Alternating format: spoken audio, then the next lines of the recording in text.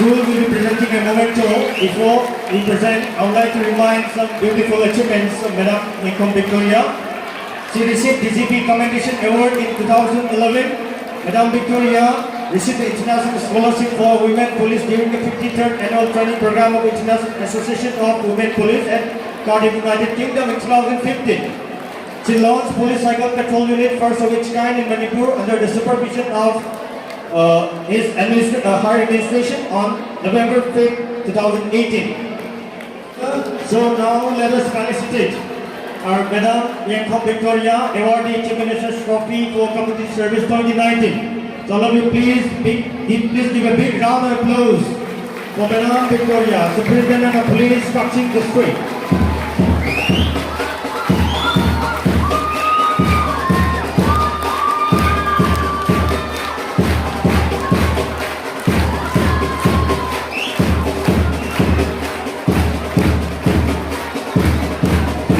Thank you, Madam. So, Madam. Good afternoon, KM Blooming Higher Secondary School. Good afternoon. Yes, I am here because of all of you. It's not because of this felicitation program only. Masikida Makta Oza Majorna Degonda Pibirakpani Adugi Mathakta Satra Singa interaction Tobagi program Ama Yaugani Haibadana main purpose Oibagi I Mapam Sida Yaujarakpani. First of all, I want all your attention this side. Do you have your attention later? Are you all with me? Thank you very much. So next, my respect to the dignitaries on the dais, staff,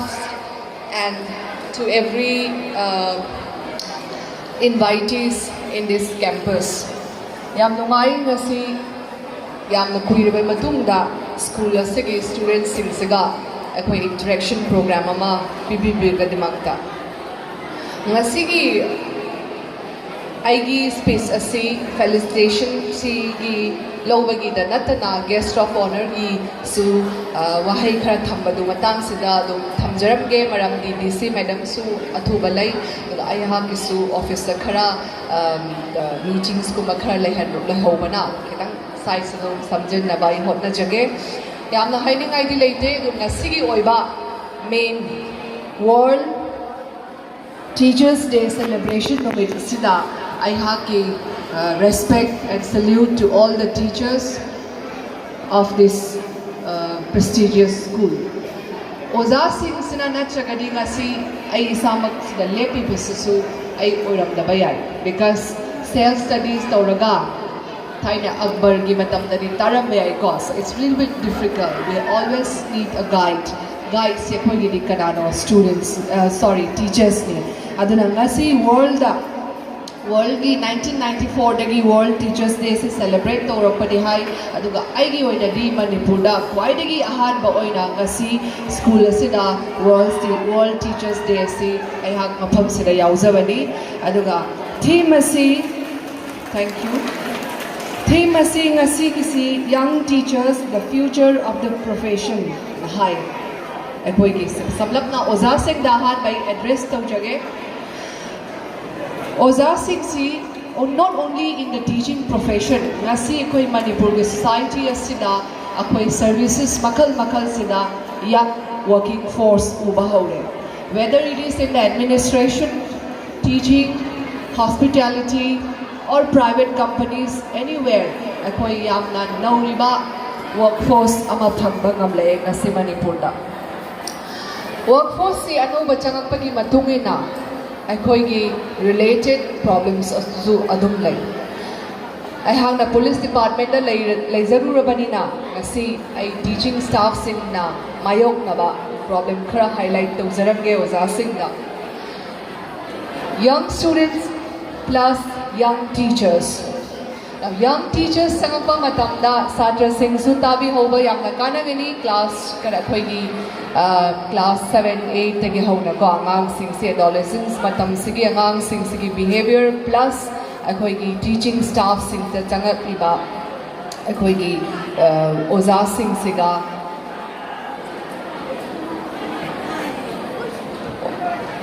mi khatnabran khatra singna oja lakngare haibadagi wahau thokdagi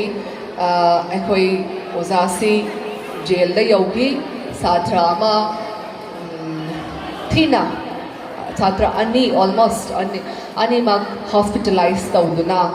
yamna thina sokhi basu yauki masida oza singna ngasi khangbigadabadi aikhoigi new act makhal leire right to education act ki makhada adagi juvenile justice act haibagi makhada matamamai dadi aikhoi corporal punishment asi aikhoigi masi mani aikhoigi india da chatnadri masi athik balai chingai dadi aikoi leichingai gi oza sing se yamba oibana plus अखोई society असी अखोई खरा खुद थागन society ओय अखोई से violent ओय society खरा ओय प्लस अंगांग गुम्बा anybody को अखोई ना disciplinary action whether yum da oy gera private place da oy gera school da oy gera अखोई ना disciplinary action lokhat ke hairak pa matam da khud se adum thane ita da oy rasu ama da oy rasu masigi haina visina school da changakpa matam sida karigumba angang amaina correction pirage na khalakpa matam da khud tharuba henjen na tharuba masida akhoi gi act asinadi yadrabanina conflict tholaktana akhoi mai yam makhal gi akhoi police reporting crimes makhal thengnase aduna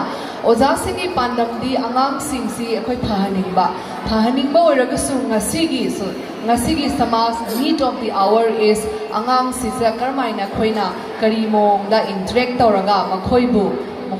makoina soiriba potu correct tobiba haibase akhoi different mechanism puthogada hainai oza singi mapamda thamjage the modern oza oibagi mathakta modern techniques of correction season nabiraga in conflict with law oiraktanaba first of all I thamjage to every teacher present in this gathering because masi natragani hayeng akoi gi tohoningdaba thodok myam ama tholakpa aduna atai yam hainingai leite maramdi oza singna hena khangbiba senabiba si nakoina helibani aduga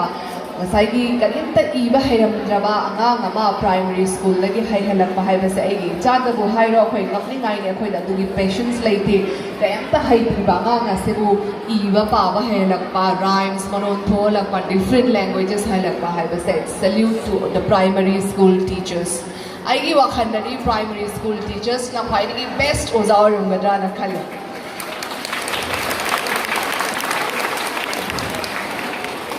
kaimta iba paba haitaba singbu pahanbirakpa makhong se phajana linghanbiragadi higher class deal tawa haibase masi araiba dum oigani na khalli aina aduna with sincere dedication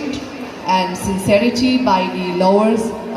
staffs teaching staffs ekhoi aphaba satra puthokpa ngamgani na ai thamjage aduga matang sida ekhoi oza sing da ina pining ba kitang message pijaraga oza sing bu thagachba phondok chari satra sing dani ai yamna atopa makhal haining ba leiragasu kitang macha tentak aina ningsangakpa legina khoi da share do ba yaba se adum thamjage noi mang da uriba madam dcc madam vandana si ai gadi yamna close associate habadi ya mama ngai dagi khangnarakpa haigadra khoi si same quarter imphal da mogi father gi quarter ga ai gi baba ga khoi si quarter pulak padagi ma se ya pick aina I must be older than her by a decade 10 years ko mahalam gadra ko she was very small aina mapanda tamba chatlingai da so I schooling si I Nirmalaba school dani class 10 pass away 12 tagidi 11 12 Delhi da yamba loisalaga I adum UPSC adum thaning bagi pokhi bagi I mafam aduda adum pursue tawduna lakhi adar aina hygienic bodies the leiriba age or whatever ko anga yam nauna any kind of profession da ekhoi gi chahi piriba age limit sing ta piribasi yam nauna pirabani aduna district amagi DC DM oina lakpa haibase yam nauna chahi kunmari kunmanga dum district ama chalaiba yare haina khoigi sarkar na piriba exams na yai haiba aduna selai ba ngang singsina noina khangadabani ai ri chahi class walida 11 12 walida ai college ka do walida ai class 6 7 8 9 dang tam dang ai ri ai di khara lang thokhige khothokige haibasi masida focus tawdana ko aikoina tawriba aina ngasi sida yauraiba ngasi na khoina superintendent of police na ubiriba sida aida yamna hata hard working piraga hata slog out tawraga ai mayam ma sacrifice tawraga yaurae haibadi ai hairoi maramdi aina normally tawgadoba aigi ithaudo matam da phazan tawbikragadi ko it's a very easy achievement sincere oibiba nahakna oiriba chahiduda demand toriba certain things lariki oiro lagi yumda maramo u larik pau sanagadawani matam chana sanaba adagi TV yengdaba yade yengadawani but ai gi limit khangadaba ai gi limit khangadawani masi khangaga chatkragadi yamna ka hena go slog out to bagi su darkar leite nasana lairiba position aduda yam sincere oiraga adum chatkragadi noi soidana mai pakani whether it is being in a teaching profession oza oigera doctor oigera nurse oigera police oigera or any administration IAS IPS mayama ma oirigo makhal gi forest service aina apam pamba adubu khwai maru oibadi kari oire aigi goal ama thamgadawni aina chatkadoriba lamben sibu mai punadaba amadi laigadabane hazik aina class 8 9 yangang da hangubada what is your aim in your life nangi oza sing na hangba yai many of you will be confused ko haiba ngamdaba mi adum phainam yawani oza sing na su yengbiyo adu confusion lairoidabane I want to be this I want to be that I want to be a politician I want to be a doctor I want to be this, that. I want to be a social activist. How is it different? I know Palise. I want to be a dancer. I want to be a film actor. I want to be a film actress.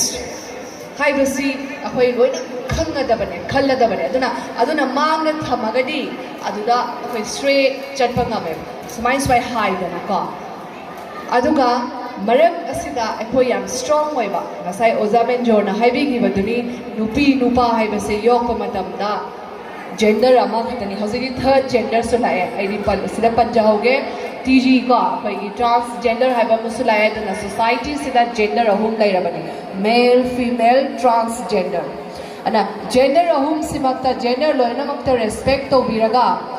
gender na secondary lairaga first of all akoi se human being ne haiba simang da tharaga human being na sibu yamna matured oiba happy human being ohen base darkar lei angang sing su isa na ha ko toriba pot to da pukning changaga harau na ba honaga da bani complaint box oiba na taba ko complaint dugi solution puthok na ba nasana su honagani manakta lairiba oja amadi guardian deg sun lowa honaga da bani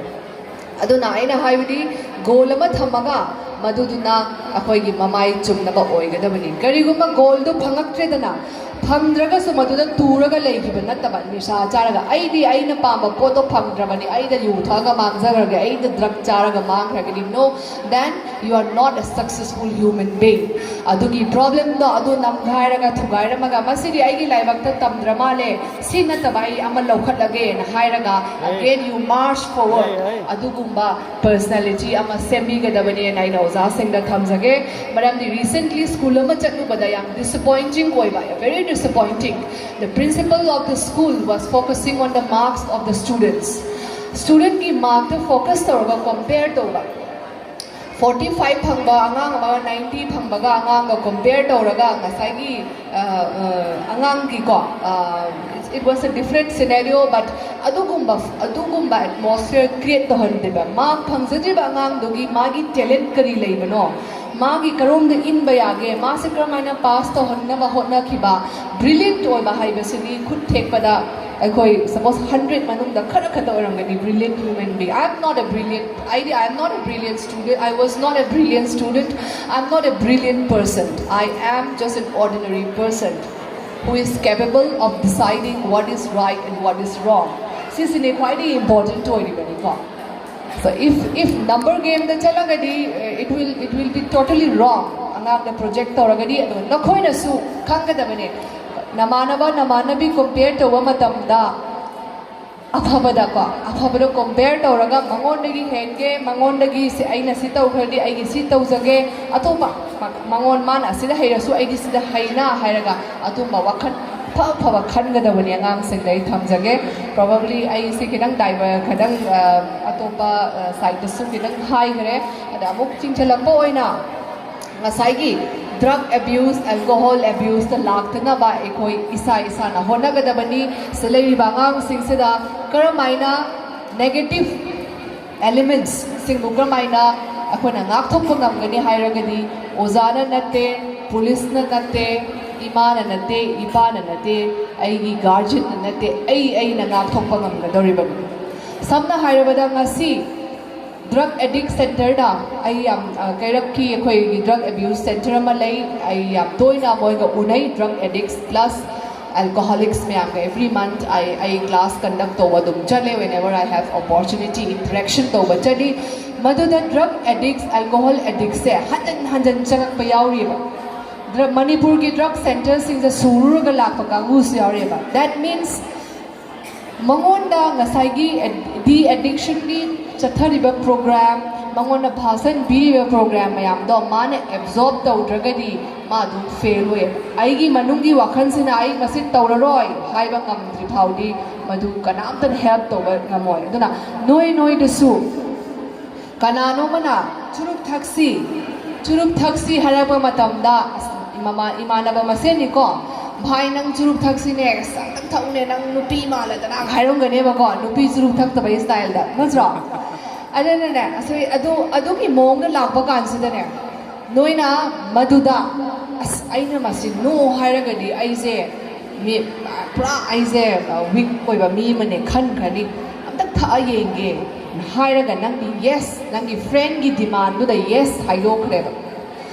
now yes have a me to strong person lava in that circumstances no quite a weak boy ba me do ayura magasu ai ne ba weak boy do aduna karamba me no quite a strong boy body the person who can say no like exam la amdaida or pung tare nipan napan da salang da bhai asa ibana video source na sada koi rusine baby sita du saiba koi rusune haiba matam sila nangadi wakhan ni khange ba has hojiti matam nate da koi ba se manung da khanjaba mapan gi pressure na di kana demand torokpa madu da nam thek kaduri se nang na sa ne ba no haiba tam da bane to anything ko yes haiba budi no haiba sina quite strong oiba me oigani so don't hesitate ikai roi da bani no haiba ngam da bani this is one lesson one advice ngasigi numit sidaina ang khuding maktaina phanghaning bari noi kawiganu ai kau kibasu ai kau phigani adugo haziki say no to negative things haiba say no haiba mi sina hena strong oi haiba si kawiganu mi khuding mak aduga ai career gi da lagadi it's a long story yamna hiding id laite I always wanted to be in a civil service especially manoi madam pa khoi sta phami bias gi exam UPSC exam se thana ba dum I focus to rai aduga Delhi da muktam tharu badagi due to health conditions kitang break like hibadagi then this Manipur Public Service Commission gi korakpada tancha dana tharu badagi zara dum kano tawkhre khandorakhre ai su sida sengna sida share tawjarabge yam kuina around 10 years hena ai mapanda lairakpana Manipur gi from 1996 to around 2060 ai Manipur ga in touch kya lairakide chuji khaga thorokpadu natana aduna sigi exam thaba kanda ai su like a common Manipur da laiba mi magi mentality du dum yawbanina sigi exam se tharagadi masi kana roida hayeng paisa ni raga to kani hayeng akhoi pesa yes, I forgot to mention aigi parents si both were actually moi animal retired chale. My mother retired last year. Government school gi oza ngatani aigi ima ipa aigi father lecturer physics Ramlal Pal dagi retired oiba imana in charge headmistress Bhairodan school lagi last year retired hoy. So I have a very humble beginning. I so government school gi oza sing gimarak ki parents ni ai gisu ai bu sebirak pani aduna sig exam thaba kanda aina share to jeremy si mayam da fear ma leiba corruption ki fear du khara makai ko pusungam gadra ko loinamak I am not an authority on corruption du exam thaba matam dadi madu khallaga thadaba larik se kanna pabiraga ko housing the opportunity si RTI adu ada leirabani na aina larik kanna pabiraga tharaga masi mai pakwa myam yawbani na aina masi forum sida hodok chibani aduna state service thaba du su kibigano larik kanna pabiu fazana iramba mi singri soina khale e haibado adu madi adum every akona thainara pada so dum house pau different service ta dum wari linai aduna akoi gi dedication se what be the ba maina exam thaba matam da so aimona chingna khiba lai adubu aina honna zaruba mayam adugi exam du ri thajarage na khanba da yam easily aina ngasai habi probably luck so favor to wanara exam tu tha kiga adum khalakpadagi ai se manipur da laiona tambagi oramgani na khale ai manipur police service ta khalaktana ai UPSC tha gidre aduga sigi service ta 2007 da changaga 2008 ta ahanba oina ai DSP traffic Imphal West the posting P masalsu ngasagi gender gi amuka lakchage police ta su lai ta banate na khalami ko lai in every profession gender gi khara problem di loina face tawgani fight tawna ba different laws lai different acts lai mase season na ba khona ga dabani na ai se lisang kutna lisang setna traffic police ta ai gi DSP gi tenure se 5 years se aduna dum aigi loi sit ki haiba dai maram di traffic te ge ai su thok ai ku thok piro haiba si ai forum kyam da ai senior matam du dai haiza ki ba myam ma lai atopa district police ta ku thok piraga khoi bu thabak to han bio haiba request se yam kana hai gi but somehow it didn't materialize 5 years how he adugi matung da promotion karaba matung da kanna ai si adum I always aina hek chang padagi sigi service se ai adum yamna pamjaki service gi matung in na ai post gi matung in aina service kano public service to matam da yam satisfying oiba akhoi police ti public ka yam nakna ba 1 to 1 se oibagi tanja si pi na khali service na aduna aigona yam nungai zaba haiba tare so even after 10 years ngasi phau aina ahan ba day 1 day 2 aina service tawjaki bada nungai ba phau do ngasi so dum phawi aduna phau ba sisni ne khale aina akhoi service ta khidang tawjaru ga su mayam na recognize tawbirai basi maduna ne na khali sina haibadi aina leiru ba mapham tawru ba mapham taru mapham na pukning changa gadi akhoi adum kanoma di tawba ngami haibase ai thamjaningi aduga this is aigi career gi kitang focus tawjabada masi place tawjage so I am very happy and satisfied to be in the service because this has given me a very good opportunity, rare opportunity to serve the public directly a public deal tawagi aigona tanjama services na pibi asoy pan yaw ki bayai adubo with time akhoi correction tawga service da amuk better service pin na ba khoi dum hotnari aduga Kaching district si ngasi aina sidang na tabida nan khangabok ta su aibu invite program amada hazik ikui ne 13 da yauna basu ama invitation ma bibirai aduda aina phagi toraga organizers sing da ID Kaching district ki ore Thobal district ki natte ne na phagi tawe ko ado noi gi mayam yaubani na but it is actually I am honored to that a different district da su kaubirak tuna honored to biraga aibu programs ne yahon bibagina makta yam ngai sai ado Kaching district si Thobal district tagi ꯍꯧꯖꯤꯛꯇꯤ ꯈꯥꯏꯗꯣꯛꯈꯤꯕ ꯃꯇꯝꯗ being a parent district ꯑꯣꯏꯔꯤꯕꯅꯤꯅ ꯑꯩꯈꯣꯏ administrationꯗꯗꯤ ꯑꯩꯈꯣꯏ ꯌꯥꯝ depend ꯇꯧꯔꯤ Thoubal ꯄꯨꯂꯤꯁꯇꯁꯨ man power yamna wali district ta koi just very few comparing to what it should be laigado potu laitaba adana Thobal district oiringai matamda khitak thapto khibana aikoi gi supervisory officers sing si sonda ayamba phan banina ason gi the policing si adum akhona apama policing do phangamde na khale adubu ngasidi district si leirabanina ꯑꯩꯈꯣꯏꯒꯤ ꯍꯦꯗꯀ꯭ꯋꯥꯔꯇꯔꯁꯤꯁꯨ ꯃꯐꯝꯗꯨꯗ ꯑꯗꯨꯝ ꯂꯩꯔꯕꯅꯤꯅ ꯑꯩꯈꯣꯏ law and order ꯁꯤꯆꯨꯋꯦꯁꯟꯁꯤ ꯌꯥꯝ closely monitor ꯇꯧꯕ ꯉꯝꯃꯦ ꯑꯗꯨꯒ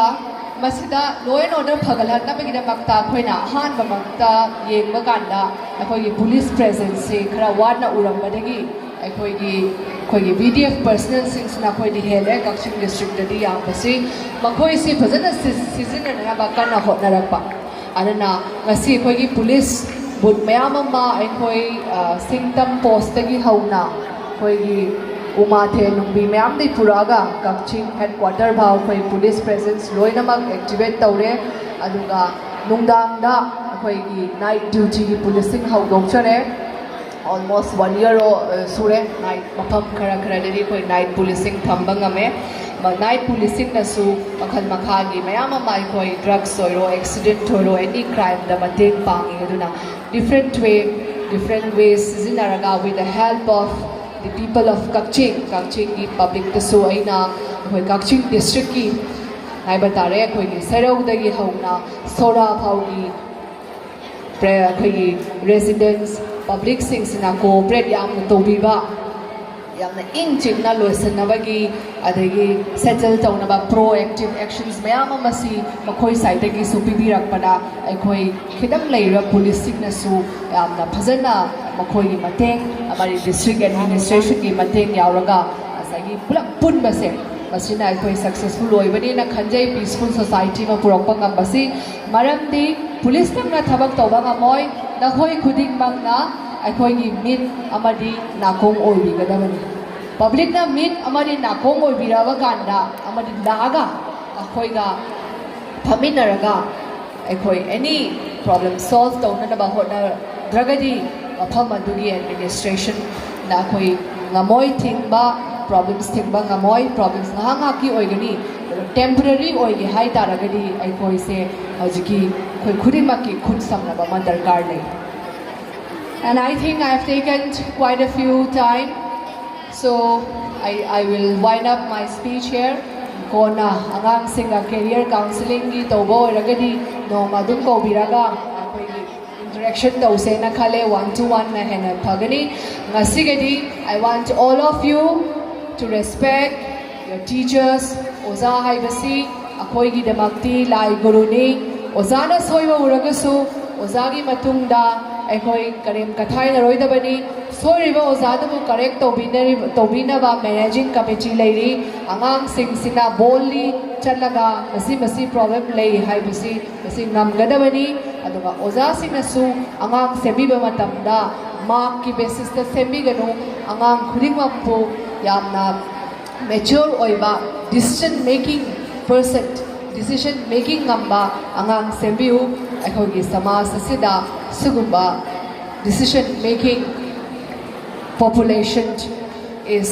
very much needed. Positive decision making piba ngamba